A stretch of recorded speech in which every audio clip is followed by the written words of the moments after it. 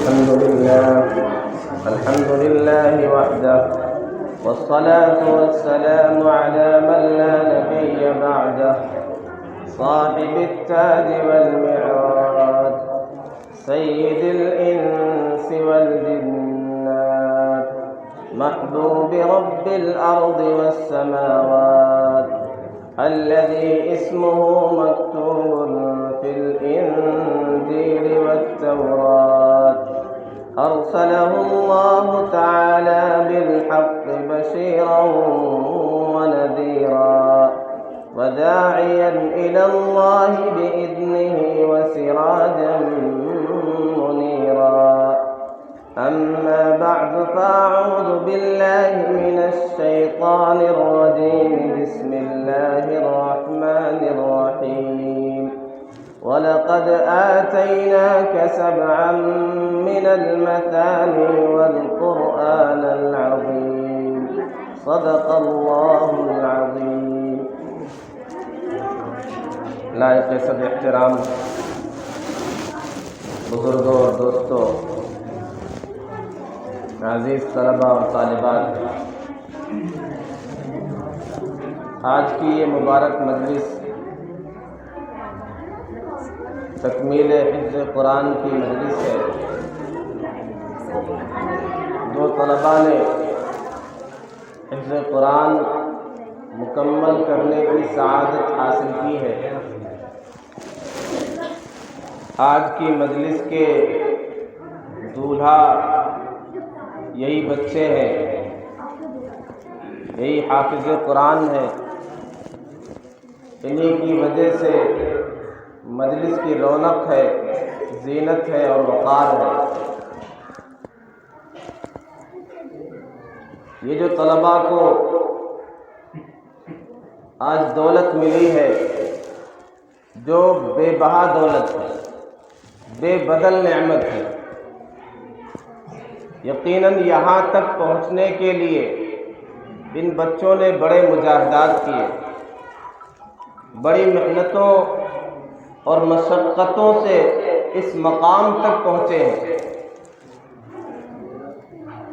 انہوں نے اپنا گھر بار چھوڑا، والدین کو چھوڑا، بھائیوں بہنوں سے جدا ہو گئے، والدین کی شفقتوں اور محبتوں سے دور ہو گئے، پھر اساتذہ نے ان پر محنت کی، انہیں بنایا، سنوارا، نکھارا،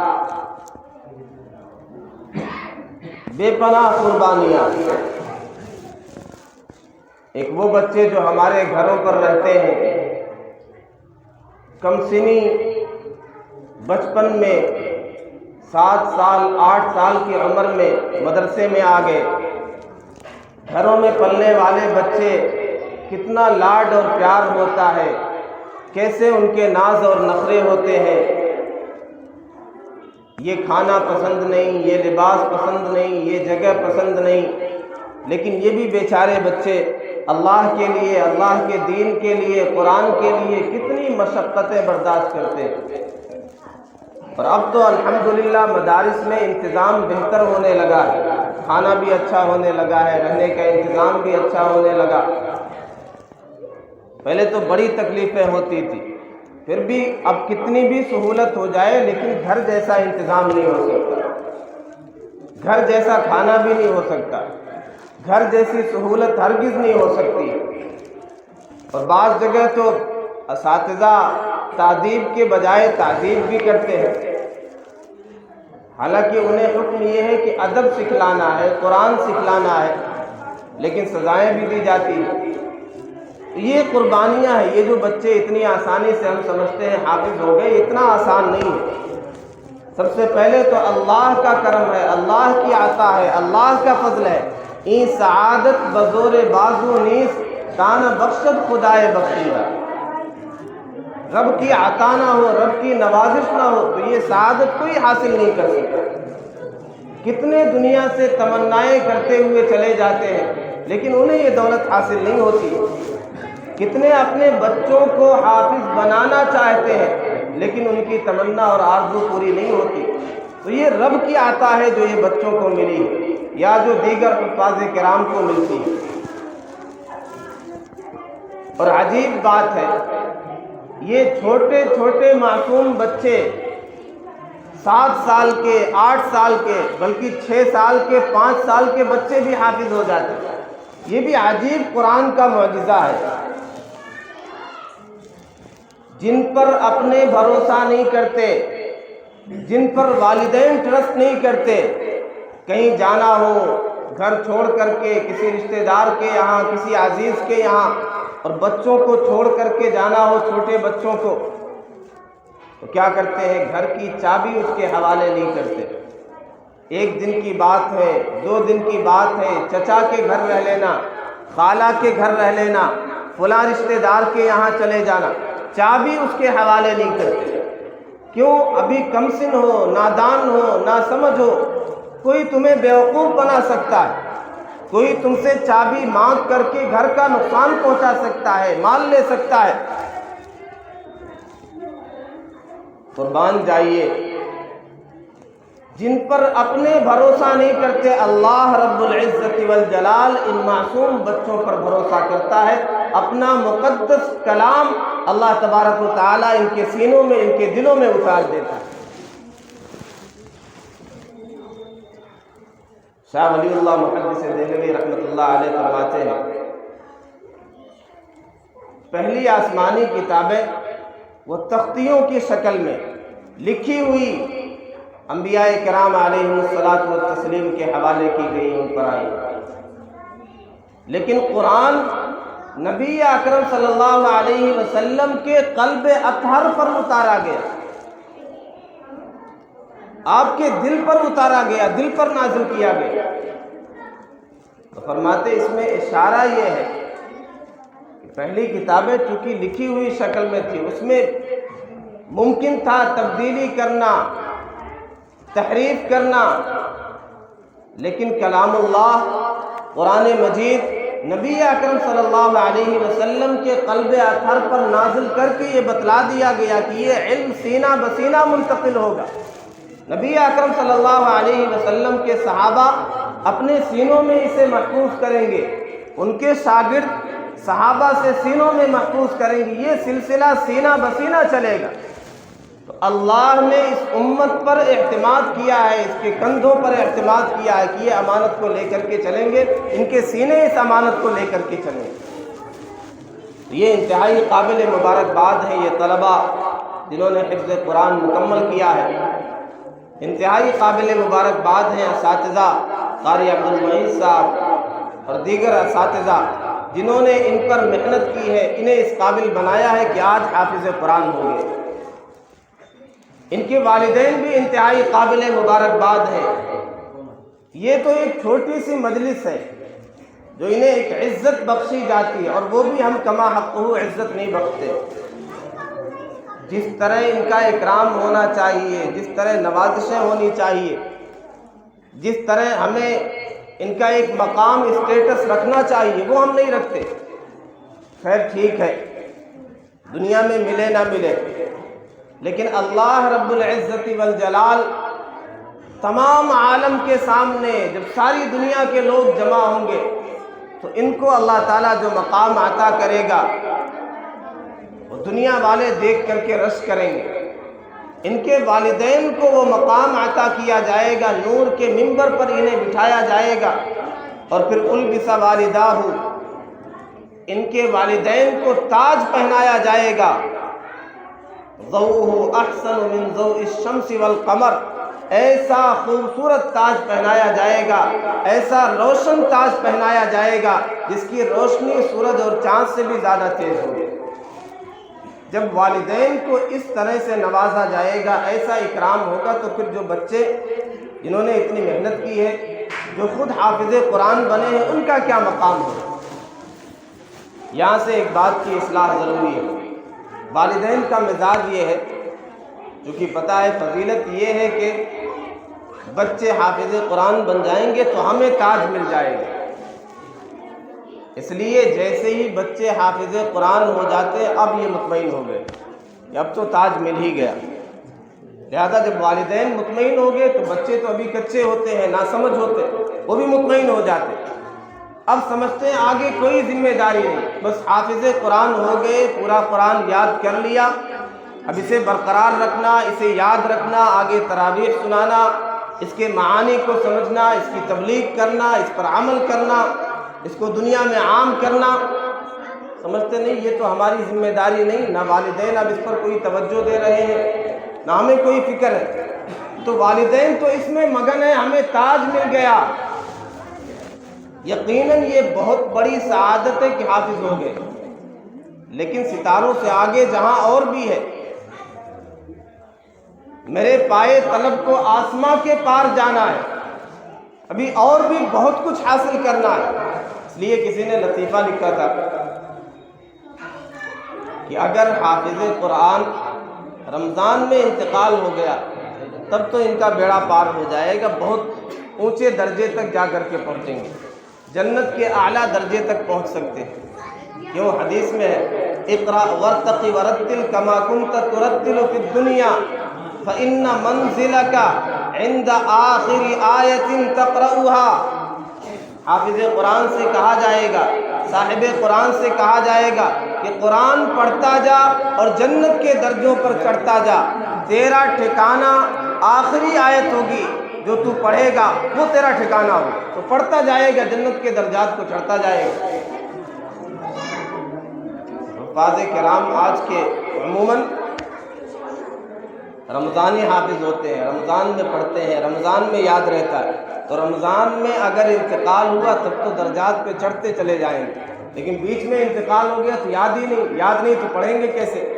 اور جب پڑھ نہیں سکتے تو درجات پہ چڑھیں گے کیسے؟ تو اس طرح کا حافظ نہیں بننا ہے۔ یقیناً یہ بہت بڑی سعادت ہے کہ ہاں حفظ قرآن مکمل ہو گیا، لیکن اس سے آگے بڑھنا، ایسا یاد رہے جیسے سورہ فاتحہ یاد رہتی ہے۔ لیکن بدقسمتی ہماری اور ہمارے عوام کی بھی، عام مسلمانوں کی، ہم سب کا تعلق قرآن سے صرف رمضانی ہو گیا، مسلمان بھی رمضانی، حفاظ بھی عموماً رمضانی۔ ہم اپنا احتساب کریں، اپنا جائزہ لیں، 12 مہینے ہم کتنی بار قرآن اٹھاتے ہیں، کتنا قرآن کی تلاوت کرتے ہیں، کتنا قرآن پڑھتے ہیں، ہم قرآن سے کتنا اثر لیتے ہیں، قرآن پڑھتے ہیں، قرآن سنتے ہیں، کیا ہمارے دل کبھی لرزتے ہیں؟ کیا ہماری آنکھیں کبھی اشکبار ہوتی ہیں؟ کیا ہمیں کبھی رونا آتا ہے اللہ کا کلام سن کر کے؟ نبی اکرم صلی اللہ علیہ وسلم خود پڑھتے تھے، آنکھیں اشکبار ہو جاتی تھی، رات بھر طویل قرأت کرتے تھے۔ ایک رات کا واقعہ ہے، سیدہ عائشہ رضی اللہ عنہا فرماتی ہے نبی اکرم صلی اللہ علیہ وسلم میرے پاس آرام فرما تھے، حتی التصق جسدہ بجسدی، اتنے قریب تھے کہ جسم سے ٹچ تھا۔ آپ نے ارشاد فرمایا یا عائشہ ذرین اللیلہ اتعبد للہ عز وجل، اے عائشہ مجھے اجازت دو، مجھے چھوڑو، میں آج رات اپنے رب کی عبادت میں گزارنا چاہتا ہوں۔ سیدہ عائشہ رضی اللہ عنہا فرمانے لگی انی احب قربک، میرے محبوب، میرے سرتاج، مجھے آپ کے ساتھ رہنا، آپ کا قرب، آپ کا وصال محبوب ہے، میں یہ چاہتی ہوں آپ میرے ساتھ رہیں، لیکن آپ کی مرضی، آپ کی پسند، آپ کی رضا، ارید وصالہ ویرید ہجری فاترک ما ارید لما یرید، میں تو محبوب کا وصال چاہتا ہوں، قرب چاہتا ہوں، لیکن میرا محبوب دوری چاہتا ہے، جدائیگی چاہتا ہے، تو میں اپنی رضا کو اپنی محبوب کی رضا پر ختم کرتی ہوں، فنا کرتی ہوں، میرا محبوب جو چاہتا ہے وہ کرے۔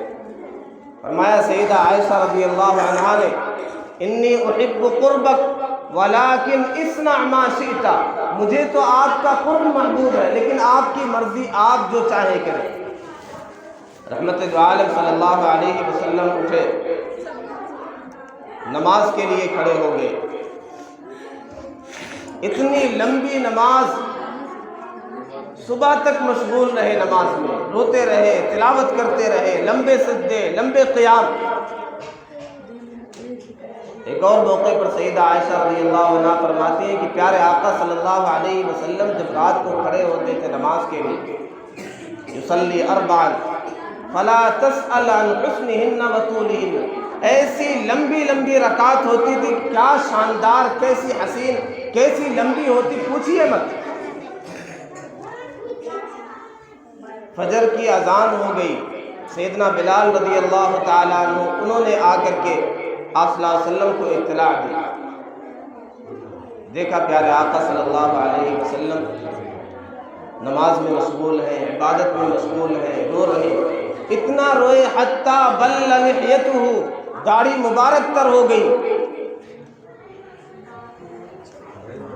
فرمایا یا رسول اللہ آپ اتنے پریشان کیوں ہوتے ہیں، اتنی مشقتیں کیوں اٹھاتے ہیں؟ نبی اکرم صلی اللہ علیہ وسلم نے ارشاد فرمایا آج رات مجھ پر چند آیات نازل کی گئی، وَيْلٌ لِمَنْ قَرَأَهَا فَلَمْ يَتَدَبَّرْهَا، بڑی تباہی ہے، بڑی ہلاکت ہے ایسے شخص کے لیے جو ان آیتوں کی تلاوت کرے، اس میں تدبر نہ کرے، اس میں غور نہ کرے۔ وہ آیتیں یہ ہے ان فی خلق السماوات والارض واختلاف اللیل والنہار لآیات لأولی الالباب الذین یذکرون اللہ قیاما وقعودا وعلی جنوبہم ويتفكرون في خلق السماوات والأرض ربنا ما خلقت هذا باطلا سبحانك فقنا عذاب النار ربنا إنك من تدخل النار فقد أخزيته وما للظالمين من أنصار۔ فرمایا ويل لمن قرأها فلم يتدبرها، بڑی تباہی ہے جو ان آیتوں کو پڑھے اس میں غور نہ کرے، تدبر نہ کرے۔ تدبر کرنا تو بعد کی بات ہے، ہم تو تلاوت ہی نہیں کرتے۔ ہم نے کب قرآن اٹھایا، کتنے دن ہو گئے، کتنے مہینے ہو گئے؟ رحمت دو عالم صلی اللہ علیہ وسلم نے ایک موقع پر سیدنا عبداللہ بن مسعود رضی اللہ عنہ سے کہا کہ مجھے قرآن سناؤ۔ صحابہ تو وجد میں آ جاتے تھے کہ پیارے آقا صلی اللہ علیہ وسلم ہم سے سننا چاہتے ہیں۔ سورہ نساء کی تلاوت شروع کی، جب اس آیت پر پہنچے فَكَيْفَ إِذَا جِئْنَا مِن كُلِّ أُمَّةٍ بِشَهِيدٍ وَجِئْنَا بِكَ عَلَى هَؤُلَاءِ شَهِيدًا۔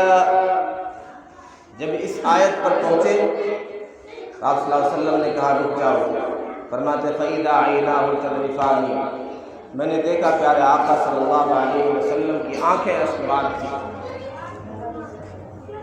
قیامت کا منظر پیش کیا گیا، فَكَيْفَ إِذَا جِئْنَا مِن كُلِّ أُمَّةٍ بِشَهِيدٍ، کیا صورتحال ہوگی، کیا حال ہوگا جب ہر امت پر گواہ لائے جائیں گے، اور آپ کو بھی ان لوگوں پر گواہ بنا کر کے پیش کیا جائے گا۔ ہم بھی کبھی تلاوت کر کے ہماری آنکھیں اشکبار ہوئیں، کبھی ہمیں رونا آیا، ہم کتنی تلاوت کرتے ہیں۔ ہمارے پاس موبائل چلانے کے لیے، واٹس ایپ چلانے کے لیے، فیس بک چلانے کے لیے وقت ہے، رب کے کلام کے لیے ہمارے پاس وقت اور ٹائم نہیں ہے۔ ہمارا دن موبائل چلاتے ہوئے گزر جاتا ہے، ہماری رات جب تک نیند نہیں آتی موبائل ہی چلاتے رہتے ہیں، بلکہ نوجوان 3 بجے تک موبائل چلاتے رہتے ہیں، انٹرنیٹ میں مشغول ہے، جو سراپا گند خرافات، لہو و لعب، بلکہ نماز کی ابتدا بھی ہم اسی سے کرتے ہیں، انتہا بھی اسی سے کرتے ہیں۔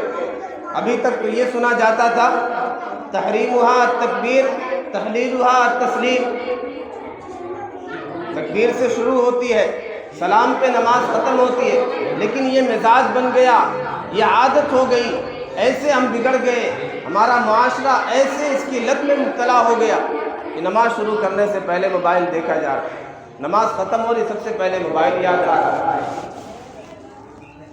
ان لہو و لعب نے، ان چیزوں نے ہمیں قرآن سے دور کر دیا۔ اور ابھی حال میں ایک فلم ریلیز ہوئی، مسلمان تو ایک دم کریزی ہو گیا، پاگل ہو گیا، انہوں نے ٹھیکہ لے لیا کہ اس فلم کو ہٹ کرا کے رکھنا ہے۔ جب تک ہمارے پاس پیسے ہیں، ہماری دکانیں چل رہی ہیں، ہمارا کاروبار چل رہا ہے، ہم ساری ٹکٹ خرید لیں گے، سارے ہال بک کر لیں گے، یہاں دیکھنے کو نہیں ملے گا، لکھنؤ جائیں گے، دلی جائیں گے، کانپور کہیں نہ کہیں جا کر کے دیکھیں گے۔ اس کا بائیکاٹ ہو رہا ہے۔ ہم مسلمان، وہ بھی مسلمان، ہمیں سپورٹ کرنا ہے، ہمیں حمایت کرنا، ہمیں اس کے ساتھ کھڑے ہونا ہے۔ اگر بائیکاٹ کا ٹرین چل رہا ہے تو ہمیں سپورٹ کا ٹرین چلانا ہے۔ یہ مسلمان ہیں جنہیں دیکھ کے شرمائیں یہود، وضع میں تم ہو نصارہ تو تمدن میں حنود۔ پھر ہم شکوے کرتے ہیں، شکایتیں کرتے ہیں، ہم پر رحمتیں کیوں نہیں؟ ہم دنیا میں پریشان کیوں ہیں؟ ہم ذلت کا شکار کیوں ہیں؟ ہم پر عرصہ حیات تنگ کیوں کیا جا رہا ہے؟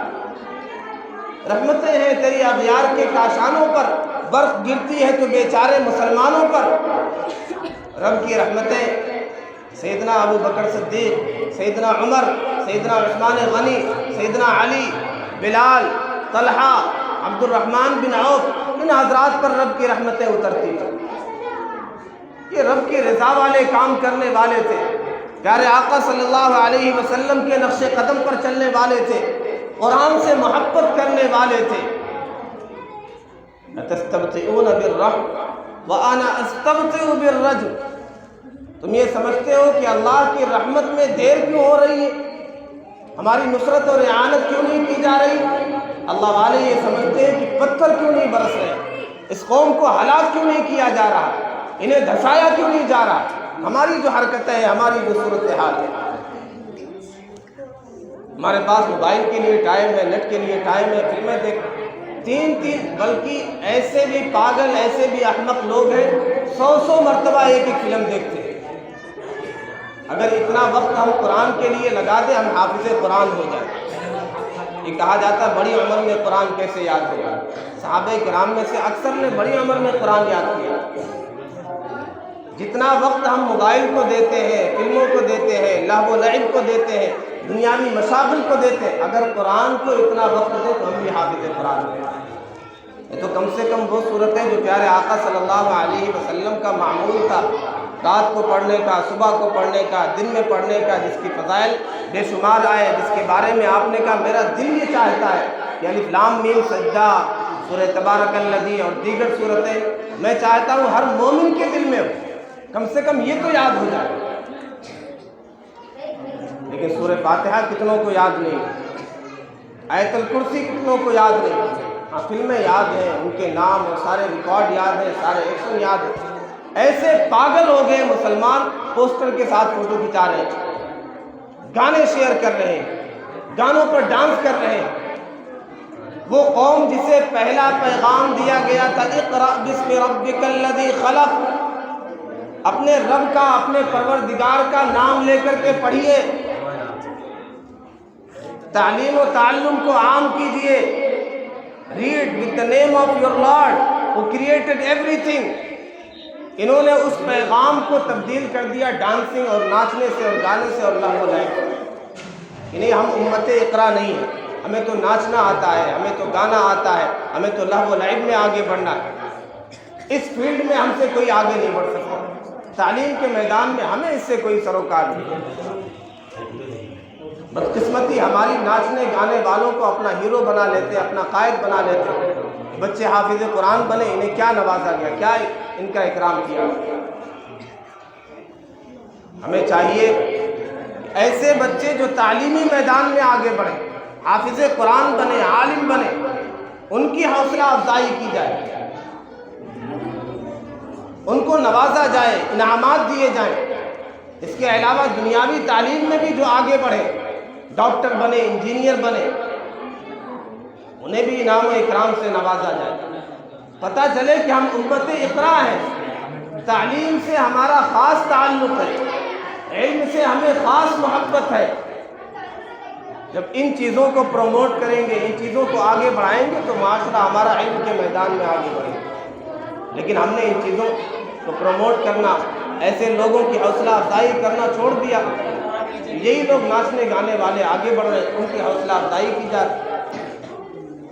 رب نے ہمیں عظیم نعمت عطا کی تھی، قرآن کی نعمت، ہم نے اس کی ناشکری کی۔ لئن شکرتم لازیدنکم ولئن کفرتم ان عذابی لشدید، اگر رب کی نعمتوں کی ناشکری کریں گے تو رب کا عذاب بڑا سخت ہے۔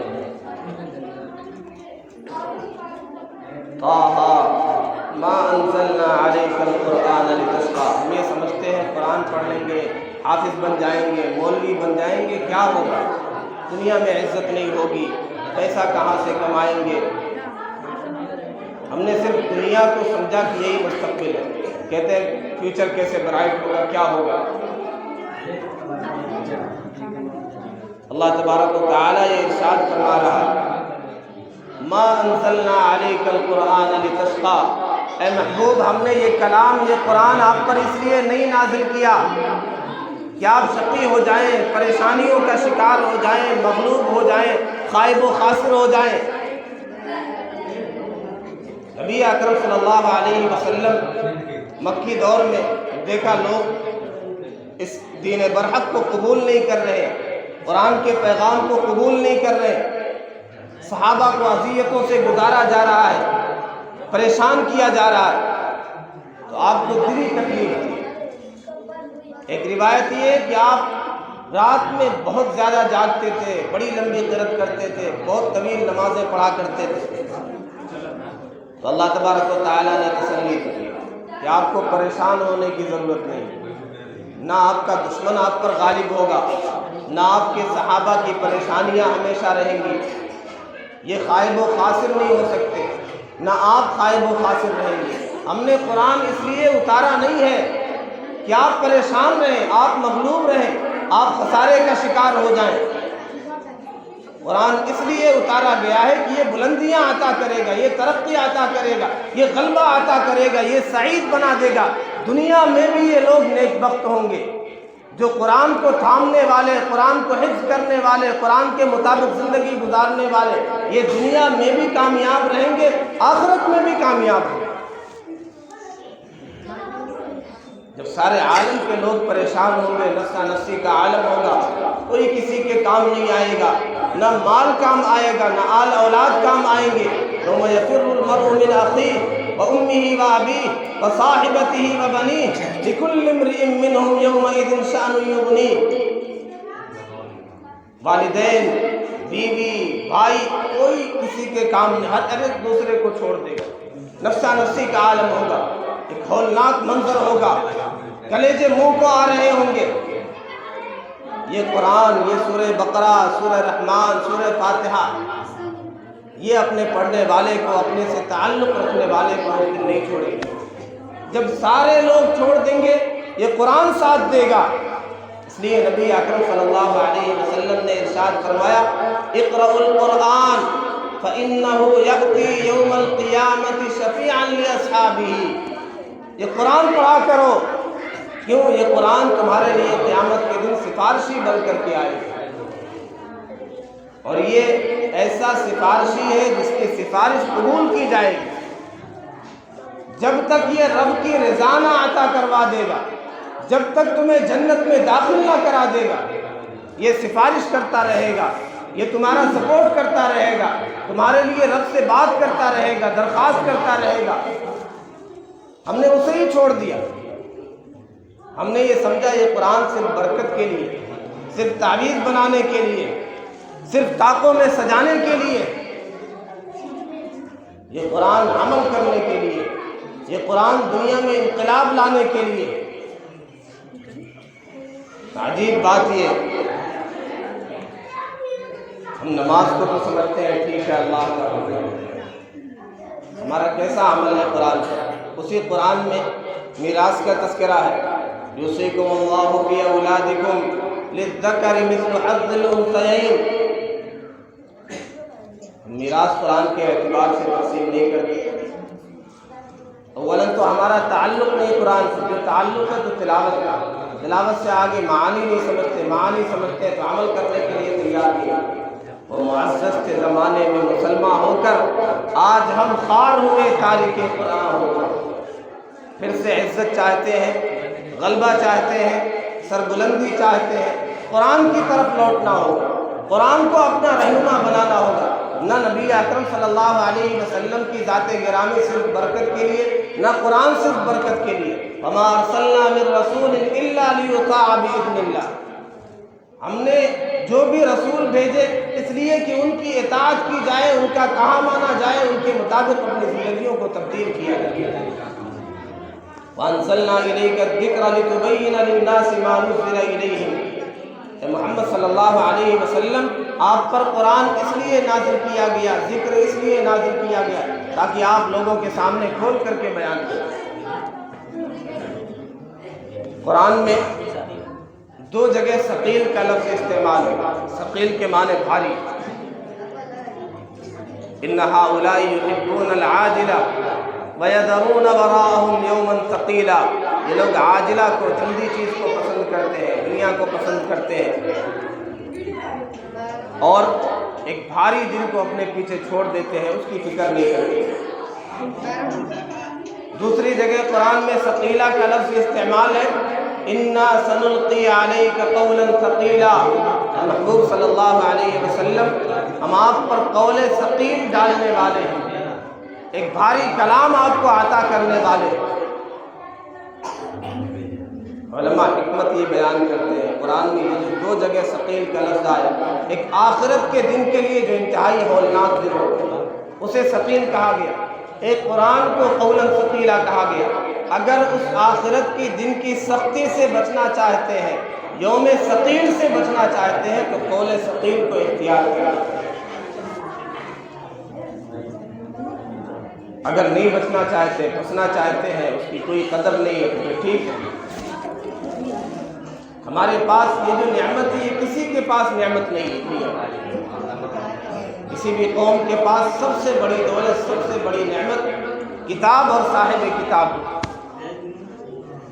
نبی اکرم صلی اللہ علیہ وسلم کا سب سے بڑا معجزہ، بس میں بات کو مکمل کر رہا ہوں، سب سے بڑا معجزہ قرآن کریم ہے، دنیا والوں کے لیے چیلنج ہے، قیامت تک کے لیے چیلنج ہے کہ اس جیسی کوئی چھوٹی سی صورت پیش کر لے۔ کوئی مسئلہ ہی نہیں تھا، نہ بدر پیش آتا، نہ احد پیش آتا، نہ خندق، بس ایک چھوٹی سی صورت لے کر کے آ جاتی، لیکن نہ اس وقت کسی نے اس چیلنج کو قبول کیا، نہ اس کا جواب دے سکے، نہ آج کوئی دے سکتا ہے۔ ایک شاعر نے جواب دینے کی کوشش کی، اس نے دیکھا قرآن میں سورۃ القارعۃ ما القارعہ وما ادراک ما القارعہ، تو اس نے بنانا چاہا اس کے پیٹرن پہ، القارعہ وہ کھڑکھڑانے والی، ما القارعہ کیا چیز ہے وہ کھڑکھڑانے والی، وما ادراک ما القارعہ وہ کیا چیز ہے، وہ کیا دن ہے، اس کی ہولناکی کیا ہے، اس کی شدت کیا ہے، تمہیں کیا خبر ہے؟ تو اس نے اس کے پیٹرن پہ بنانا چاہا، الفیل ہاتھی، ملفیل ہاتھی کیا ہے، تو بچہ جانتا ہے ہاتھی کیا ہے، وما ادراک ما الفیل تمہیں کیا خبر ہاتھی کیا ہے، تو ہر ایک کو خبر ہے ہاتھی کیا ہے۔ خرطومہ طویل ذنبہ قصیر، اس نے کہا اس کا سونٹ بڑا لمبا ہوتا ہے، اس کی دم بہت چھوٹی ہوتی ہے۔ یہ تیار کر کے اس نے لوگوں کے سامنے پیش کیا تو سب اپنے ہنسنے لگے، کہا یہ تمہاری بیوقوفی باتیں، کہا قرآن کا مقابلہ۔ آج بھی ایک ملحد نے ابھی حال میں اس نے بھی کہا کہ میں جواب دیتا ہوں، میں بھی ایک سورت لکھتا ہوں، تو اس نے لکھنا شروع کیا، بسم العقل الوعی النور اذا جاء العقل، جب عقل آ گئی، عقل کی روشنی آ گئی، چلا تھا قرآن کا جواب دینے، جب عقل کی روشنی آ گئی، اس کا مطلب کہ ابھی تک عقل نہیں تھی، اسے بھی عقل نہیں تھی اور انسانوں کو بھی عقل نہیں تھی۔ یہ کتنی بڑی حماقت کی بات ہے۔ فَإِن لَمْ تَفْعَلُوا وَلَن تَفْعَلُوا، ہم ہرگز نہیں کر سکتے، ہم اس کا جواب نہیں لا سکتے۔ جو معجزات انبیاء کرام علیہ الصلوۃ والتسلیم کو عطا کیے ہوئے، اسی دور کے اعتبار سے، اسی ماحول کے اعتبار سے، جس چیز کا عروج تھا، جس فن کا عروج تھا، اسی کے اعتبار سے معجزات عطا کیے گئے۔ سیدنا موسیٰ علیہ السلام کے دور میں جادوگری کا فن بڑے عروج پر تھا، گھر گھر میں جادو چلتا تھا، تو موسیٰ علیہ السلام کو جو معجزہ دیا گیا لاٹھی اور عصا کا معجزہ، وہ ایسا معجزہ تھا کہ ان کے سارے سحر اور جادو اس کے سامنے ہیچ نظر آتے ہیں۔ یہ لاٹھی کبھی چھوٹی ہو جاتی ہے، کبھی بڑی ہو جاتی ہے، اور ڈال دیا تو سانپ بن گئی، اژدہا بن گئی، ان کے سارے رسیوں کو نگل گئی، کبھی اسے دریا پہ مار دیا تو راستہ بن گیا۔ سیدنا عیسیٰ علیہ السلام کے دور میں طب کا یہ فن بڑے عروج پر تھا، بڑے بڑے حکما تھے، ڈاکٹر تھے، ہر ایک بیماری کا علاج انہوں نے دریافت کر لیا تھا۔ 3 چیزوں کا علاج ان کے پاس نہیں تھا: مادرزاد اندھا، کوڑ کا مرض اور موت کا علاج۔ اللہ تبارک و تعالیٰ نے سیدنا عیسیٰ علیہ السلام کو اس دور میں جو معجزہ عطا کیا، اس کے سامنے ان کے سارے طب ایک طرف دھرے کے دھرے نظر آتے ہیں، ان کا معجزہ سب پر غالب نظر آتا ہے۔ کیا معجزہ؟ ابرئ الاکمہ والابرص واحیی الموتیٰ باذن اللہ۔ اپنا ہاتھ پھیر دیتے تھے، نابینا اللہ کے حکم سے شفا یاب ہو جاتا تھا، کوڑ کا مریض ٹھیک ہو جاتا تھا، مردے کو کہتے تھے قم باذن اللہ، اللہ کے حکم سے کھڑے ہو جاؤ، وہ کھڑا ہو جاتا تھا۔ نبی اکرم صلی اللہ علیہ وسلم کے دور میں شعر و شاعری بڑے عروج پر تھی، لوگوں کو اپنی زبان دانی پر بڑا ناز تھا۔ نبی اکرم صلی اللہ علیہ وسلم کو قرآن عطا کیا گیا، سب کے قصائد، سب کے اشعار اس کے سامنے ہیچ ہو گئے، بے حیثیت ہو گئے۔ قرآن نبی اکرم صلی اللہ علیہ وسلم کا سب سے بڑا معجزہ، ہمارے لیے سب سے بڑی دولت۔ اس دولت کو اپنے سینے سے لگائیں گے، اسے اپنے سینوں میں محفوظ کریں گے، اس کی تلاوت کریں گے، اس پر عمل کریں گے، اس کی تبلیغ کریں گے، پھر سے ہمیں عزت مل سکتی ہے، پھر سے ہمیں غلبہ مل سکتا ہے، ذلت سے ہم نکل سکتے ہیں۔ اس لیے اگر عزت چاہتے ہیں پھر سے قرآن کی طرف آنا ہوگا، اپنے بچوں کو پڑھائیں، خود بھی اس سے وابستہ ہو جائیں، اس کی تلاوت کریں، اس پر عمل کریں۔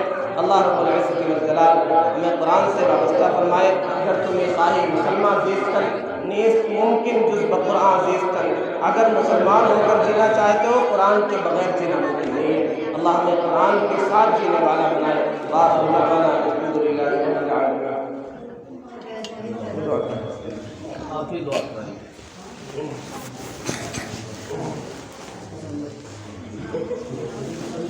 الحمد لله رب العالمين والصلاة والسلام على سيد الأنبياء والمرسلين محمد وآله وصحبه أجمعين۔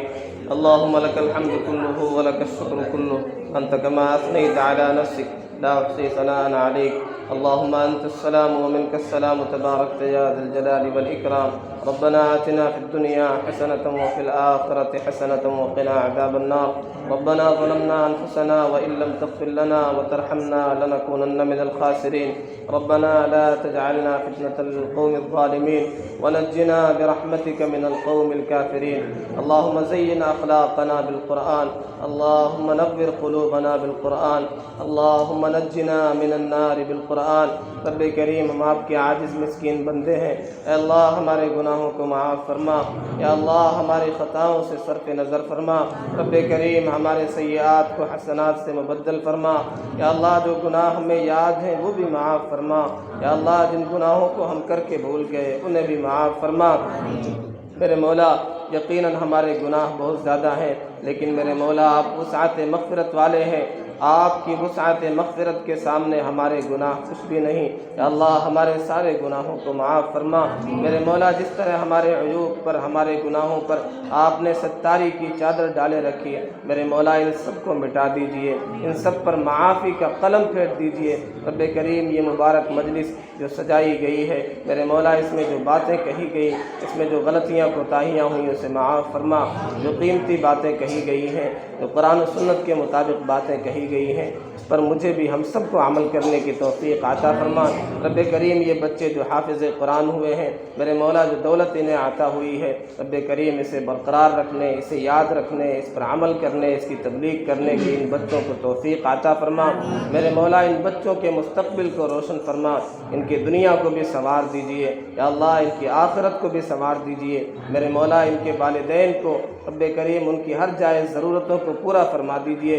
میرے مولا ہم نے اپنے اکابرین سے سنا ہے، بزرگوں سے سنا ہے، اسلاف کے بارے میں پڑھا ہے، کہ جب تکمیل قرآن ہوتا تھا وہ خاص طور پہ اپنے گھر والوں کو جمع کیا کرتے تھے، اپنی مرادیں مانگا کرتے تھے، دعائیں کیا کرتے تھے، کیونکہ اس خاص موقع پر تکمیل قرآن کے موقع پر دعائیں قبول ہوتی ہیں۔ میرے مولا ان بچوں کے تکمیل قرآن کی برکت سے ہم سب کی دعاؤں کو میرے مولا ہم سب کی دعاؤں کو قبول فرما، ہم سب کی پریشانیوں کو دور فرما، ہم سب کے مسائل